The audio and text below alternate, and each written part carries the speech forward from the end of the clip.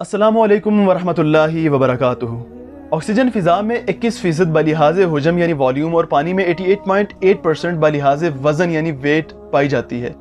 یہ ایک بے رنگ بے بو گیس ہوتی ہے۔ یہ پانی میں معمولی حل پذیر گیس ہے۔ پانی میں تھوڑی سی مقدار میں آکسیجن حل ہونے سے پانی کے جاندار، مچھلیاں وغیرہ اور تمام سمندری جاندار پانی میں سانس لے سکتے ہیں۔ آرگینک کمپاؤنڈ مثلاً گلوکوز، سٹارچ، سیلولوز، چکنائیوں اور پروٹین میں آکسیجن ہوتی ہے۔ یہ پودے فوٹو سینتھیسس کے عمل میں گلوکوز کے ساتھ آکسیجن بھی پیدا کرتے ہیں۔ سانس لیتے ہوئے ہوا سے آکسیجن ہمارے پھیپھڑوں میں جاتی ہے اور خون میں حل ہو کر ہیموگلوبن کے ذریعے جسم کے تمام زندہ خلیوں میں جاتی ہے، جہاں یہ گلوکوز سے مل کر CO2 انرجی پیدا کرتی ہے۔ جو کاربن ڈائی آکسائڈ اس عمل میں پیدا ہوتی ہے وہ پھیپھڑوں کے ذریعے باہر فضا میں خارج ہو جاتی ہے۔ 1772 میں کارل شیلے نے پوٹاشیم نائٹریٹ یعنی KNO3 کو گرم کر کے آکسیجن گیس تیار کی، لیکن ان کا یہ کام 1777 میں شائع ہوا۔ نوٹونی نے اس گیس کی خصوصیات کو بیان کیا اور اس کا نام آکسیجن رکھا، جس کا مطلب ہے تیزاب پیدا کرنے والا یا بنانے والا۔ سانس جانداروں کے لیے اس قدر ضروری ہے کہ اگر دماغ کو چند منٹ آکسیجن نہ ملے تو یہ فقط ایک مشت خاک سے زیادہ کچھ نہیں رہتا، بدن کا تمام نظام ریت کے محل کی طرح زمین بوس ہو جائے گا۔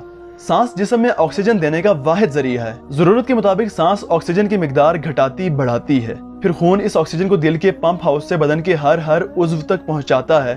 سانس جسم سے گندے مادوں کو کاربن ڈائی آکسائڈ کی صورت میں اخراج کا کام بھی کرتی ہے۔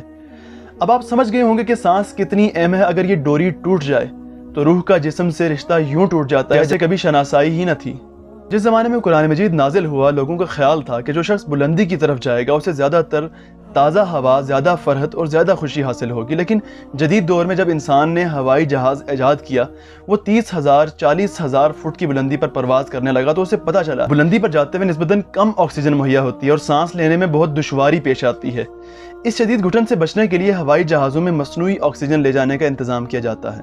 نبی کریم صلی اللہ علیہ وسلم کے زمانے میں اس قدر بلندی پر جانے کا تصور تھا نہ آکسیجن اور کاربن ڈائی آکسائڈ کا، لیکن قرآن مجید میں سورہ انعام کی آیت نمبر 125 ہمیں حیرت میں ڈال دیتی ہے کہ جس میں اللہ تعالیٰ فرماتا ہے کہ پس یہ حقیقت ہے کہ اللہ جسے ہدایت بخشنے کا ارادہ رکھتا ہے اس کا سینہ اسلام کے لیے کھول دیتا ہے، اور جسے گمراہ کرنے کا ارادہ رکھتا ہے اس کا سینہ تنگ اور گھٹا ہوا کر دیتا ہے، گویا وہ آسمان پر چڑھ رہا ہے، بلندی کو جا رہا ہے۔ قرآن کی مارکۃ الآراء مثال شمار ہوتی ہے، اس لیے کہ طب جدید کی تحقیق نے یہ ثابت کیا ہے کہ بلندی پر آکسیجن کی کمی کی وجہ سے دم گھٹنے لگتا ہے اور سانس لینے میں دشواری ہوتی ہے۔